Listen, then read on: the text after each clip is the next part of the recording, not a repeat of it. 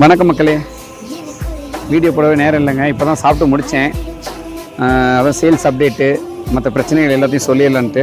First restaurant owners ரெஸ்டாரண்ட்டில் சாப்பாடு இருக்கும், ஆனாலும் அவங்களால சாப்பிட முடியாது. அப்படி தான் எல்லோடைய ரெஸ்டாரண்ட் வச்சுருக்கவங்களாம் இதான் நிலமை. இப்போ தான் சாப்பிட்டேன். ஸோ ஹெல்த்தை ரொம்ப பக்கமாக பார்த்துக்குங்க, முதல் விஷயம்.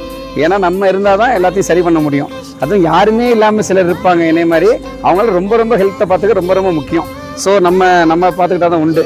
So health first. ரெஸ்டாரண்ட் வச்சுருக்கோன்னு பேசாட்டு விட்டுறாதீங்க. ரெஸ்டாரண்ட் ஆரம்பிக்கிறதுக்கு முன்னாடி நான் காலையில் 6 மணிக்கெல்லாம் எந்திரிச்சிடுவேன்.